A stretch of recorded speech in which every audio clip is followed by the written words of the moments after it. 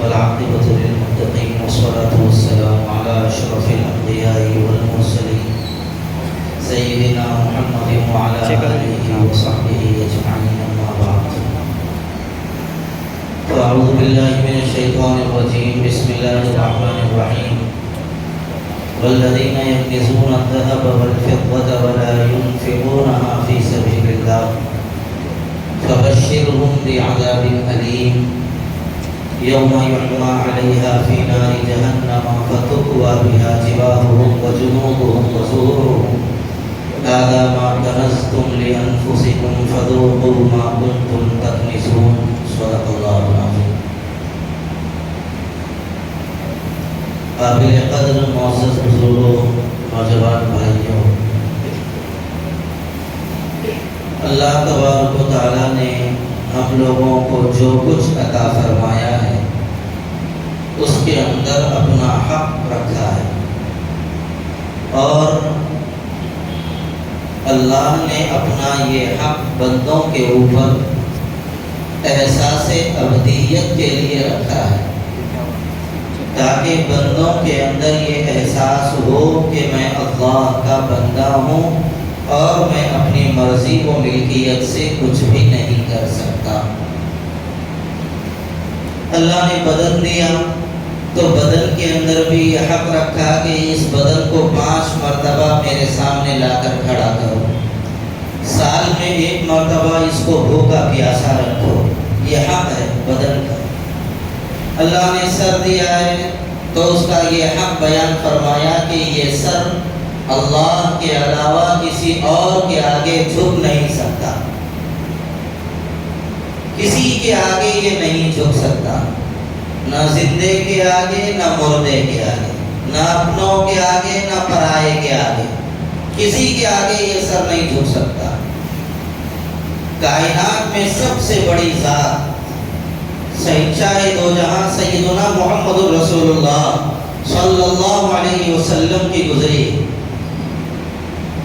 اور صحابہ کرام رضوان اللہ علیہ مجمعین سرکار کے اوپر پروانوں کی طرح نچھاور ہوتے تھے، اپنی جان قربان کرتے تھے، مگر ایک صحابی نے بھی کبھی بھی سرکار کی زندگی میں اور سرکار کے دنیا سے رخصت ہونے کے بعد بھی حضور علیہ الصلوۃ والسلام کی مزار مبارک پر کبھی بھی سجدہ نہیں کیا، نہ سرکار کی زندگی میں سرکار کے آگے سر جھکایا، نہ سرکار کی رحلت کے بعد نہ سرکار کے روضے پر سجدہ کیا۔ جب سرکار کے آگے سجدہ نہیں کیا جا سکتا تو پھر اہل غیروں کی کیا حیثیت ہے؟ پھر کیوں لوگ اہل غیروں کے آگے سجدہ کر لیتے ہیں، ان کے آگے کیوں سر جھکا لیتے ہیں؟ بیت اللہ شریف اللہ کا گھر، صرف اسی کا طواف کیا جا سکتا ہے۔ کائنات میں بیت اللہ کے بعد اگر کوئی سب سے متبرک مسجد ہے تو وہ ہمارے آقا و مولا سرکار دو عالم سیدنا محمد رسول اللہ صلی اللہ علیہ وسلم کی مبارک مسجد مسجد نبوی، اور وہاں پر حضور کا روضہ ہے۔ روضے کا طواف نہیں کر سکتے آپ، مسجد نبوی کا طواف نہیں کر سکتے۔ جب سرکار کا طواف نہیں ہو سکتا تو پھر دوسروں کے طواف کی کہاں گنجائش رہ جاتی ہے؟ اس بات کو ہمیں سمجھنے کی ضرورت ہے۔ یہ ہمارے اوپر توحید کا حق ہے کہ ہم اللہ کے علاوہ کسی اور کو اللہ کے برابر نہ سمجھیں، نہ اللہ کی عبادت میں نہ اللہ کی اطاعت میں کسی کو شریک نہ کریں۔ اللہ تعالیٰ نے مال دیا تو مال کے اندر بھی اللہ نے اپنا حق رکھا ہے۔ جتنا مال میں نے تم کو دیا ہے اس میں سے تم ہمارے راستے میں خرچ کرو، اور جو کچھ ہمارے پاس ہے وہ سب کا سب اللہ کا عطا کیا ہوا ہے۔ ہم صرف مال کے امین ہیں، نگران ہیں، ذمہ دار ہیں، ہم مال کے مالک نہیں ہیں۔ ملکیت ختم نہیں ہوتی، اور یہ مال ہمارے پاس ہے، کل کسی اور کے پاس چلا جاتا ہے۔ ایک بیماری آ گئی، پورا مال نکل کے دوسرے کے پاس چلا گیا۔ ایک بازار میں چلے گئے، جیب خالی ہو گیا۔ تو یہ مال کے ہم مالک نہیں ہیں، یہ مال ہمارے پاس تھوڑی دیر کے لیے ہے۔ یہ مال جب تھوڑی دیر کے لیے اللہ نے ہم کو دیا ہے تو اس کے اندر بھی جو اللہ کا حق ہے وہ حق ہمیں ادا کرنے کی کوشش کرنا چاہیے۔ زکوٰۃ اسلام کا اہم ترین رکن ہے۔ اگر کوئی زکوٰۃ کا انکار کرے مسلمان ہو کر تو وہ دائرہ اسلام سے خارج ہو جاتا ہے۔ اتنا اہم ترین رکن ہے یہ اسلام کا۔ جس طرح روزہ فرض ہے، صاحب حیثیت پر اللہ نے زکوٰۃ کو بھی فرض قرار دیا ہے۔ اور یہ زکوٰۃ کیا ہے؟ اپنے مال کا 40واں حصہ اللہ کے راستے میں خرچ کرنا۔ 2.5 اللہ کے راستے میں خرچ کرنا۔ اور اللہ کو یہ ہمارے مال کی ضرورت نہیں ہے، اللہ بے نیاز۔ اللہ کو نہ ہمارے سجدوں کی ضرورت ہے، نہ ہمارے روزوں کی ضرورت ہے، نہ ہماری قربانیوں کی ضرورت ہے، اور نہ ہی ہمارے مال کی ضرورت ہے۔ اللہ بے نیاز۔ اگر ہم ان چیزوں کو ادا کریں گے تو اس میں ہمارے لیے فائدہ ہے۔ اللہ تبارک و تعالیٰ کی شان میں اس کے ذریعے کوئی بڑائی آنے والی نہیں۔ اللہ بڑے ہیں، اتنے بڑے ہیں کہ ان کی بڑائی کی حد کو کوئی نہیں پہنچ سکتا۔ ہمارے یہ معمولی سجدے اللہ کی بڑائی میں کیا اضافہ کر سکتے ہیں؟ اس لیے میرے بھائیوں، اللہ نے جو حقوق ہمارے اوپر لازم فرمائے ہیں ان حقوق کو ادا کرنے کی ہم کوشش کریں۔ زکوٰۃ دینے والوں کی اللہ نے قدر بھی فرمائی ہے، ان کی تعریف بھی فرمائی ہے، اور ان کو اجر کی بشارت بھی سنائی۔ بعض روایتوں میں ہے جو زکوٰۃ ادا کرتا ہے اللہ اس کے مال کی حفاظت فرماتا ہے۔ اور زکوٰۃ ادا کرنے والوں کے بارے میں اللہ نے بہت بشارتیں سنائی، اور قرآن میں اللہ نے اللہ کے راستے میں خرچ کرنے والوں کے بڑے فضائل بیان فرمائے۔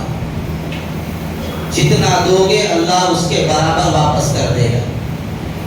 بعض جگہ پر فرمایا جتنا دو گے اللہ اس سے 10 گنا تمہیں واپس کر دے گا۔ من جاء بالحسنۃ فلہ عشر امثالها، جو ایک نیکی لے کر آئے گا اللہ اس کو 10 نیکیاں عطا فرمائیں گے، 10 اجر اللہ تعالیٰ عطا فرمائیں، 10 گنا اضافہ دیں گے۔ اور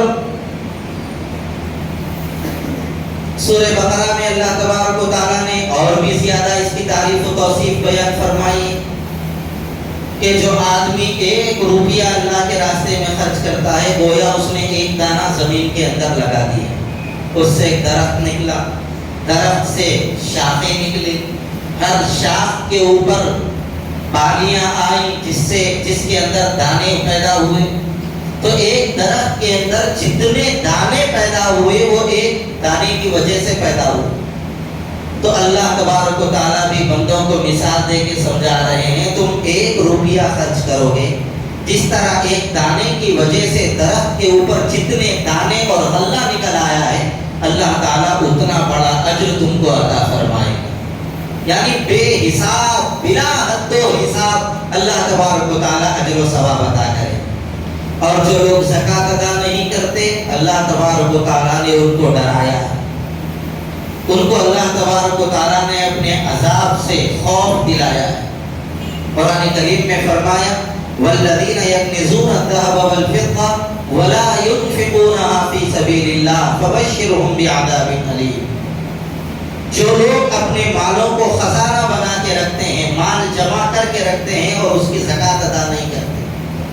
اس سے پہلے ذرا ایک بات ذہن میں رکھ لینے کی ضرورت ہے، مال جمع کرنا، مال جمانا کوئی بری چیز نہیں ہے، مالدار ہونا کوئی بری چیز نہیں، مال کمانا چاہیے، محنت کرنا چاہیے، اتنی محنت انسان کو کرنے کی ضرورت ہے کہ زندگی کے کسی بھی معاملے میں دوسروں کے آگے ہاتھ پھیلانے کی اس کو ضرورت نہ رہے. اتنی محنت انسان ضرور کرے.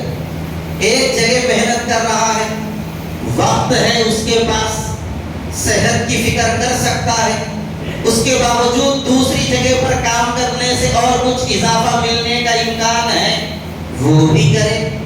اور ایک جگہ پر کام کر سکتا ہے, وہ بھی کرے. جتنا اپنے آپ کو کھپا سکتا ہے کھپا لے, جتنا بنا سکتا ہے بنا لے. مال جمع کرنا کوئی بری چیز نہیں ہے, مال کمانا کوئی بری چیز نہیں ہے, بلکہ موجودہ دور میں تو مسلمانوں کے اوپر مال کمانا فرض ہے.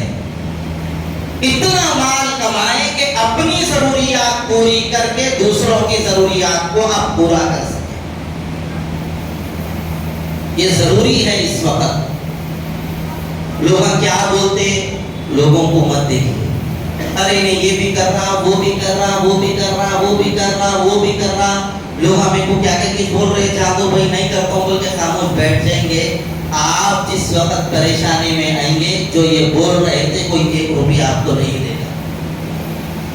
لہذا اپنی دنیا خود بنائیے, اپنی آخرت خود بنائیے. دوسروں کو دیکھ کر نہ زندگی گزاریے, نہ دوسروں کو دکھا کر عبادت کیجیے. اپنی دنیا اور اپنی آخرت خود کو بنانا ہے. میں بالخصوص نوجوان بچوں سے کہنا چاہتا ہوں, آپ اپنی عمر کا ایک بڑا حصہ ضائع کر رہے ہیں. بڑا حصہ ہمارے نوجوان ضائع کر رہے ہیں. آپ برا نہ مانے تو یہ کڑوا سچ بھی میں آپ کے سامنے کہہ سکتا ہوں. اگر کسی نوجوان بچے کی عمر 30 سال ہے ہمارے محلے کے, تو آپ اس کی زندگی کا حساب لگائیے تو اس کے 10 سال چبوتروں پہ گزر جائیں. کسی ہمارے محلے کے آدمی کی عمر 40 سال ہے تو اس کے 25 سال آوارہ گردی میں, دوستوں کی آوارہ مجلس میں, چبوتروں پر, ہوٹلوں میں ایسے ہی گزر جائیں. بچے کتنے 15 سال میں کیا کمایا, کچھ نہیں. ہمارے نوجوان بچے ماں باپ کے بھروسے پر اپنے آپ کو تباہ کر رہے ہیں. ماں باپ کا گھر ہے صاحب, ماں باپ کا گھر ہے, یہ رہ رہے ہیں. صاحب تمہارے والد کو تم ایک بیٹے نہیں ہو. اس کے بعد جب اولاد بڑی ہو جاتی ہے, باپ کے گھر میں ساری اولاد حصہ مانگ لیتی ہے, تو ایسی صورت میں کسی کے حصے میں اتنی بڑی مقدار نہیں آتی جس سے وہ اپنی زندگی گزار سکے, جس سے اپنی وہ رہائش کا انتظام کر سکے. میں نوجوان بچوں سے کہنا چاہتا ہوں, اپنی دنیا خود بناؤ, ماں باپ کے بھروسے پر مت رہو. یہ باپ کی جائیداد کے واسطے بھائیوں کا آپس میں قتل ہو رہا ہے.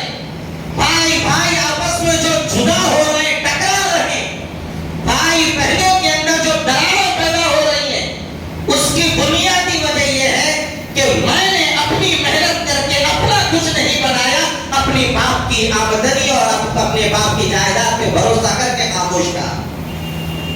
نتیجہ یہ ہوا بعد میں جا کے ٹکراؤ پیدا ہو گئے. اگر میں میرا اپنا بنا لیتا تو اس وقت میں یہ کہہ سکتا تھا کہ میرے پاس میرا ذاتی گھر ہے, تم بھائی آپس میں تقسیم کر دو. اس لیے میں یہ بات نوجوانوں سے بالخصوص عرض کر رہا ہوں, آپ اپنے ماں باپ کے بھروسے پر مت رہیے, اپنا ذاتی مکان خود بنائیے. یہ جوانی کی عمر آوارہ گردی کے لیے نہیں ہے, دوستوں کے ساتھ عیاشیوں کے لیے نہیں ہے, ہوٹلنگ اور غیر ضروری تفریحات کے لیے نہیں ہے. کئی ہمارے نوجوان بچے رمضان میں کماتے ہیں, رمضان کے بعد ماں باپ سے پیسے لے کر یا اپنی کمائی کا ایک بڑا حصہ لے جا کر صاحب عید ہوتے ہی وہاں گھومنے جائیں گے, یہاں گھومنے جائیں گے, ادھر چلے گئے. کوئی 10,000 لٹا رہا ہے, کوئی 25,000 لٹا رہا ہے, کوئی 1 لاکھ لٹا رہا ہے, اپنی مرضی کے مطابق اپنے پیسوں کا ستیاناش کر رہے ہیں. جب تک تم کچھ نہیں بن جاتے چین کا سانس مت لو.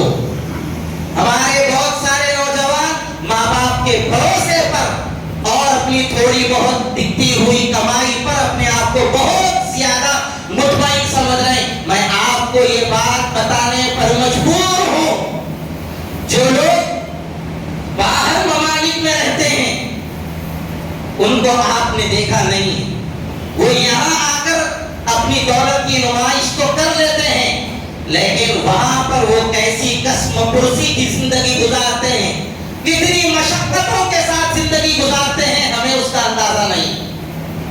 मैंने अपनी आंखों से देखा है, 8 दिन का सालन खाते हैं, एक मर्तबा पका, 8 दिन का बासी सालन खाते हैं, तब जाकर उनके पास कुछ बचता है, वो अपना यहाँ पर कुछ बनाते हैं। हम लोग ये समझते हैं बाहर रह रहा कितने ऐशो इशरत में है कि क्या क्या कर रहा है। याद रखिए, अगर हम फजूल खर्ची करना छोड़ दें तो इसी सूरत के अंदर हम इतने मजबूत अपने आप को बना सकते हैं कि किसी भी मामले में हम किसी के आगे हाथ फैलाने के काबिल नहीं रहे। हमारे लोगों की अजीबोगरीब आदत है, सब सर ये अपने ऊपर हालात आ गए, दूसरों से मांग, शादी है बोल के मांग रहे, खाली टाइम मांगे क्या तुम्हारे से, जबरदस्ती भी है ऊपर इनकी, मांगते भी ऊपर से दादागिरी भी है। शादी के टाइम दिए बोले तो नहीं दिया भाई उन्हें, ये हाल है हमारे लोगों को। अरे भाई आप मजबूर क्यों हुए उसके आगे हाथ फैलाने के? आपने अपनी फिक्र खुद नहीं। मैंने ये बात इससे पहले भी कही थी, फिर कह रहा हूं, बच्चियों की शादी के मौके पर हमारे लोग दूसरों के आगे हाथ फैलाते हैं, अर्ज मांगते हैं। क्या आपकी बच्ची अचानक बोल उठी कि आज मेरी शादी कर दो? 18 साल की आपकी बच्ची है तो इस बच्ची ने 18 साल पहले ही आपसे कहा था कि अब्बा जान 18 साल के बाद आपको मुझे मेरी शादी करनी पड़ेगी, 18 साल के बाद आपको मेरी शादी करनी है, अभी से इंतजाम करिए। अगर हर महीना बच्ची वाला 2000-3000 रुपये भी जमा करके रख दे तो 18 साल में एक बड़ी रकम जमा हो सकती है, दूसरों के आगे हाथ फैलाने की जरूरत नहीं पड़ती। मगर अफसोस ये है कि हम आगे का कोई प्लान नहीं करते और हमारे मोहल्ले में तो मुसलमानों के पास कोई फ्यूचर प्लानिंग नहीं है। नौबत तो यहाँ तक है ऐसो बेच के खा रहे हमारे लोग, कोई बड़े बाता गए नहीं, दादागिरी गए नहीं, लड़ना झगड़ना गया नहीं, फुगट रुबाब गया नहीं, गैर जरूरी तमाशों के अंदर अपने ऊपर पड़े हुए हैं। हाँ इसको सब कुछ समझ के बैठे हुए।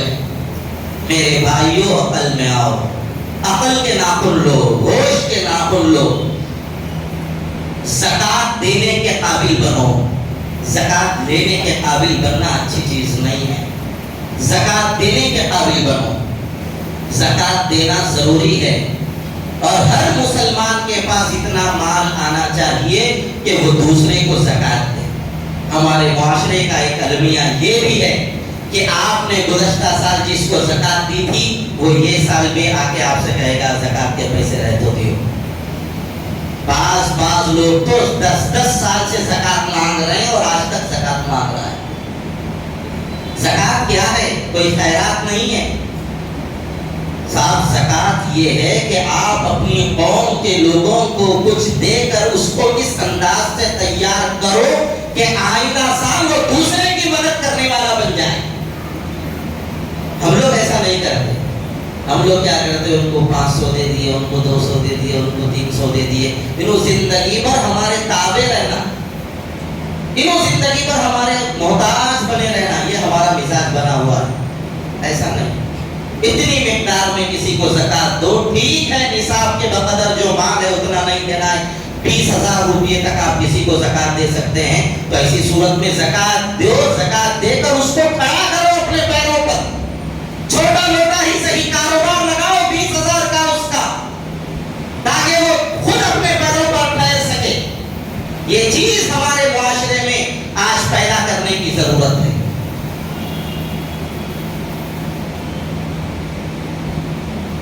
आज अफसोस ये है किसी के बढ़ते कदम हमें देखे नहीं जाते, किसी का बनता घर हमारी आंखों को चुप जाता है, किसी की अच्छी नौकरी हमारे दिल को दुखा देती है, किसी का अच्छा माहौल हमारे ज़हन व फिक्र को खराब कर देता है। कोई اپنی عزت کی زندگی گزار رہا ہے ہمارے پیٹ میں درد ہو جاتا ہے۔ میرے بھائیوں، اپنی ذہن کو اور اپنی نظر کو اور اپنی فکروں کو وسیع رکھیے، خوش ہونے کا مزاج سیکھیے، دوسروں کی ترقی سے خوش ہوئیے۔ یاد رکھیے یہ بات، آپ کسی کا ہاتھ پکڑ کر اٹھائیں گے تو اس کے اٹھنے سے پہلے آپ اٹھ جائیں گے۔ بیٹھے ہوئے ہیں، میں ہاتھ پکڑ کے ان کا اٹھاؤں تو ان کے اٹھنے سے پہلے میں اٹھ جاتا ہوں، اور اگر میں کسی کو بٹھانے کی کوشش کروں تو اس کے ساتھ میں بھی بیٹھ جاتا ہوں۔ یہ فطرت کا تقاضا ہے۔ دوسروں کو گرانے کی کوشش کرو گے ضرور گرو گے، طے ہے یہ بات۔ دوسروں کو اٹھانے کی کوشش کرو گے اللہ اس سے پہلے تم کو بلندی عطا کرے گا، یہ بھی طے ہے۔ اس لیے دوسروں کو آگے بڑھانے کی کوشش کرو، دوسروں کو آگے بڑھاؤ، دوسروں کو آگے بڑھتا دیکھ کے خوش ہو جاؤ۔ یہ مزاج اپنے اندر پیدا کرنے کی ضرورت ہے۔ اور زکات کے قابل اللہ نے بنایا ہے تو زکات دو۔ بہت سارے لوگ زکات دینے میں ڈنڈی مارتے ہیں، اس کی بھی دینا کافی ہے، اس کی بھی دینا کیا، اس کی بھی دینا کیا، اس کی بھی دینا کیا۔ میرے بھائی، اللہ نے تم کو قابل بنایا ہے، شوق سے دو۔ جتنا تم نے دیا ہے اللہ اس سے ڈبل ٹبل، کبھی کبھی تو اللہ اپنی شان کے مطابق تم کو واپس لوٹا دے گا۔ اللہ کو ہمارے مال کی ضرورت نہیں ہے، اللہ تبارک و تعالیٰ کو یہ ٹھیکروں کی ضرورت نہیں ہے، اللہ بے نیاز ہے۔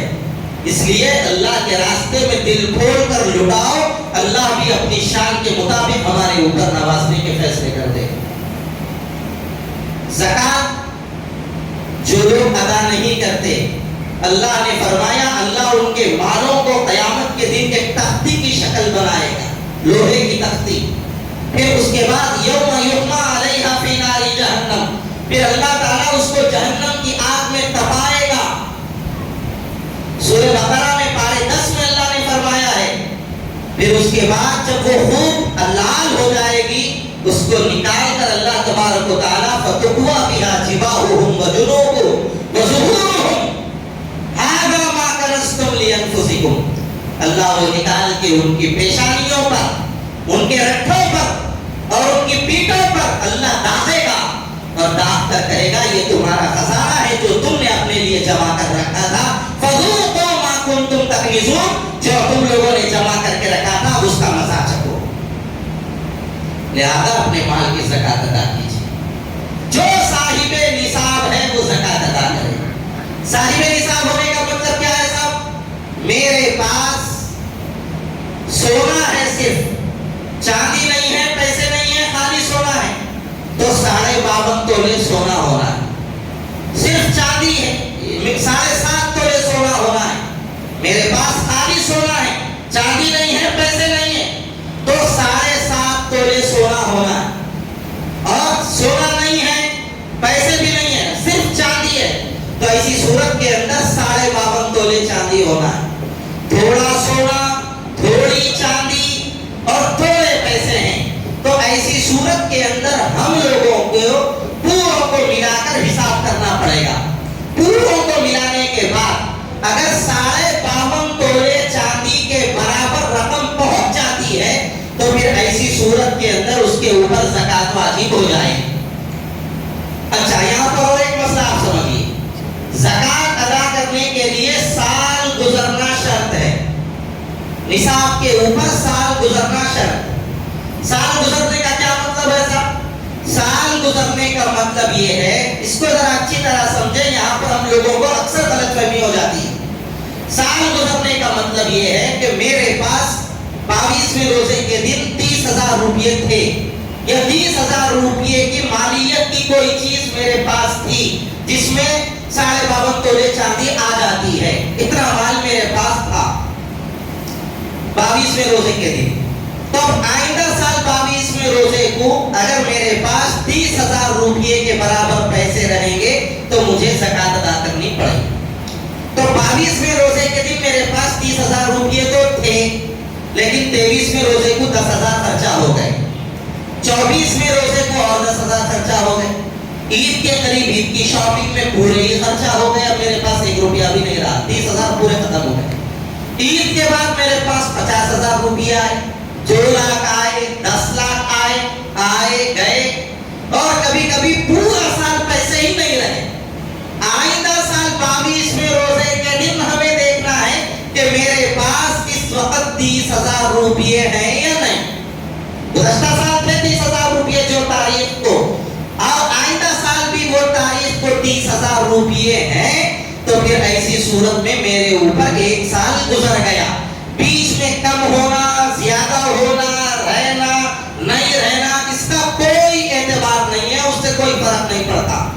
22ویں روزے کے دن میرے پاس گزشتہ سال 30,000 روپیے تھے، اس سال میرے پاس 5 لاکھ روپیے ہے، تو اب میرے کو 5 لاکھ روپیے کی زکات دینا پڑے گا۔ 22ویں روزے کے دن میں زکات نکالنے والا ہوں، 21ویں روزے کے دن جا کر میں نے 10 تولے سونا خرید لیا، تو اب 22ویں روزے کے دن مجھے ان 10 تولے سونے کی زکات نکالنا پڑے گا۔ کیوں؟ جس دن میں زکات نکال رہا ہوں اس دن میری ملکیت میں اتنی رقم موجود ہے، اتنا مال موجود ہے۔ بات سمجھ میں آ رہی ہے نا؟ اس چیز کو ذہن میں رکھ کر آپ زکات نکالیں۔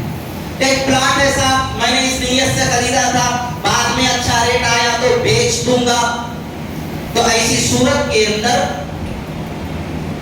وہ مال تجارت ہے، اس کی آپ کو زکات نکالنا پڑے گا۔ اور آپ نے اس نیت سے خریدا تھا کہ وہاں پر میں گھر بنا کے رہوں گا، تو ایسی صورت کے اندر اس کے اوپر زکات واجب نہیں۔ آپ کے 1 بلکہ 5 مکانات ہیں، اور آپ کی نیت پوروں میں رہنے کی ہے یا کرائے پہ دینے کی ہے، بیچنے کی نہیں ہے، تو کسی کے اوپر زکات واجب نہیں۔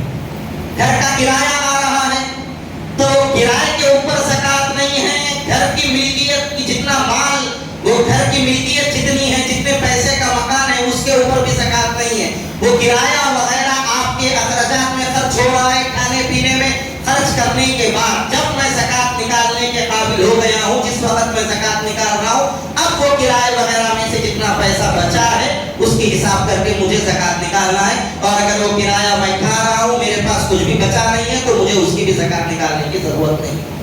کارخانہ ہے میرے پاس، کارخانے میں کام کرنے کی چیزیں ہیں، تو اس کے اوپر زکات نہیں ہے۔ ایک چھوڑ کے 4 گاڑیاں میرے پاس ہیں اور پوری میری ضرورت کی ہے، میں سوار ہوتا ہوں سب میں، کوئی زکات واجب نہیں۔ ایسے ہی سونا ہے میرے پاس، چاندی ہے، ہر حال میں زکات واجب ہے۔ ڈائمنڈ ہے میرے پاس، قیمتی پتھر ہے میرے پاس، ایسی صورت میں پتھروں پہ زکات واجب نہیں ہے۔ ہاں، آپ نے وہ پتھر بیچنے کے لیے یا تجارت کے لیے آپ نے خریدا ہے، تو پھر ایسی صورت میں اس کے اوپر زکات واجب ہوگی، اب وہ مال تجارت بن گیا۔ زکات دیجئے، زکات مستحق کو دیجئے، اور زکات صحیح لوگوں کو دیجئے۔ زکات کے بہتر تو یہ ہے، زکات کے 3 حصے کر لیجئے، ایک حصہ اپنے خاندان کے غریبوں میں دیجئے، ایک حصہ اپنے محلے کے غریبوں میں، رشتہ دار پڑوسیوں میں جو ہیں ان لوگوں کو دیجئے، اور ایک حصہ خالصتاً دینی مدارس کو دیجئے۔ مال زکات کا ایک حصہ دینی مدرسوں کو دیجئے۔ یاد رکھیے یہ بات، دینی مدارس ہیں تو دین صحیح نہج پر ہمارے سامنے موجود ہے۔ اگر یہ مدارس نہیں رہیں گے تو دین کی سچی تصویر مدرسوں کے علاوہ کوئی ہمارے سامنے پیش کرنے والا نہیں۔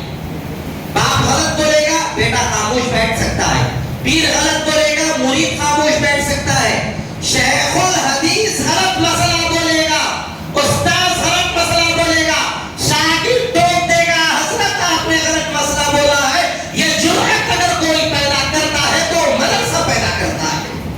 مدرسوں کے علاوہ کسی کے اندر اتنی ہمت اور جرأت پیدا کرنے کی صلاحیت نہیں ہے۔ اس لیے دین کی صحیح تصویر اگر کوئی پیش کر سکتا ہے تو مدرسہ پیش کر سکتا ہے۔ مدرسوں کو کھل کے زکات دیجئے، جس مدرسے پہ آپ کو اعتماد ہو اس مدرسے کو زکات دو۔ آپ جو مسلک کے ہیں وہ مسلک کے مدرسوں کو زکات دو، جس مدرسے کو آپ پسند کرتے ہو اس مدرسے کو زکات دو، لیکن مدارس کو زکات ضرور دیجئے۔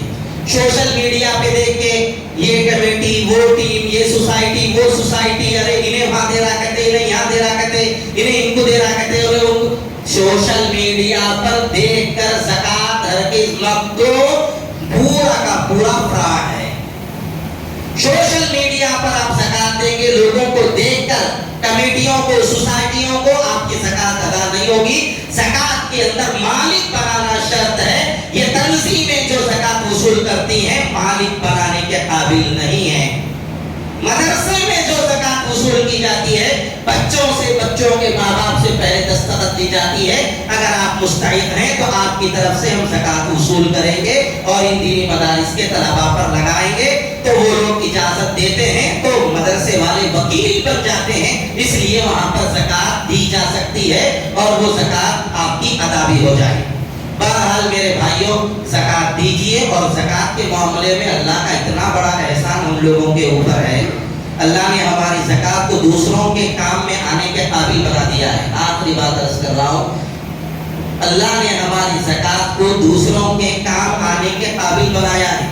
दूसरी उम्मतों को अल्लाह तबारक व तआला ने जो सदका करने का हुक्म दिया था उसके अंदर अल्लाह ताला ने उनके सदकों को किसी के काम के लायक नहीं बनाया था। पिछली उम्मतों में कोई सदका या ज़कात निकालता था, हुक्म ये था कि मैदान में ले जाकर अपना सदक़े का माल रखो, ज़कात का माल रखो। ऊपर से आग आती थी और वो माल को खा जाती थी। माल को आग आ गई, जला दी, राख बना दी, तो अब कहा जाता था इसकी ज़कात और सदका वसूल कबूल हो गया है। और जिसके माल को आग नहीं जलाती थी उसकी ज़कात और उसका सदका कबूल नहीं होता था, वो लोगों की नज़रों में मरदूद हो जाता था। अल्लाह ने इसकी ज़कात को, इसके सदक़े को कबूल नहीं किया है। अल्लाह ने सरकार आलम सल्लल्लाहु अलैहि वसल्लम के तुफ़ैल हम लोगों के ऊपर इस अजीम नेमत अता फरमाई। ये कबूलियत और अदम कबूलियत के ऊपर अल्लाह ने पर्दा डाल दिया है। अब जो भी ज़कात दे रहा है उसकी ज़कात कबूल हो रही है नहीं हो रही है सिर्फ अल्लाह को मालूम है। अल्लाह ने लोगों के सामने रुस्वा होने से हम लोगों को बचा लिया है। दूसरा ये, हमारा माल दूसरों के काम आने के काबिल अल्लाह ने बना दिया है। ये दो बड़े फायदे अल्लाह ने ज़कात के अंदर उम्मत मोहम्मदिया के ऊपर एहसान के तौर पे रखे हैं। बहरहाल ज़कात दीजिए, ज़कात मुस्तहिक़ीन तक पहुँचाइए और सदक़े फ़ित्र अदा कीजिए। सदक़े फ़ित्र ईद की नमाज से पहले अदा कर दें। आखिरी सदक़े फ़ित्र की जो मिक़दार है वो 80 रुपये है। आखिरी कम से कम दर्जे की जो मिक़दार है वो 80 रुपये है। उससे बढ़कर आप अपनी हैसियत के मुताबिक देना चाहें, मसला मालूम करके आप दे सकते हैं। और रमज़ान के कुछ दिन बाकी रह गए हैं, अल्लाह के वास्ते अपनी आखिरत बनाने की कोशिश कीजिए। जहन्नम से आज़ादी मांगिए। आज ताक रात है, आज भी इबादत का एहतमाम कीजिए। और 4 ताक रातें रह गई हैं, उनमें इबादत का एहतमाम कीजिए। जहन्नम से पनाह मांगिए। और एक दुआ बिलखुसूस ज़रूर कीजिए, हमारे वो मुसलमान भाई जो बगैर किसी कसूर के जेलों के अंदर कैद-ओ-बंद की सज़ाओं में हैं, अल्लाह उनको जल्द से जल्द रिहाई नसीब फरमाए। और ये ईद वो अपने घरों में अपनी बीवी बच्चों के साथ करने वाले बन जाए, उनकी बीवी बच्चों की ईद के अंदर भी खुशी आ जाए। ऐसे मुसलमानों के लिए ज़रूर दुआ कीजिए जिनका कोई कसूर नहीं, ऐसे लोग जेलों के अंदर बड़ी मिक़दार में हैं। ऐसे लोगों की रिहाई के लिए भी अल्लाह से दुआ कीजिए। अल्लाह ताला सही मोहम्मद के अपने घरों से तौफीक अता फरमाए।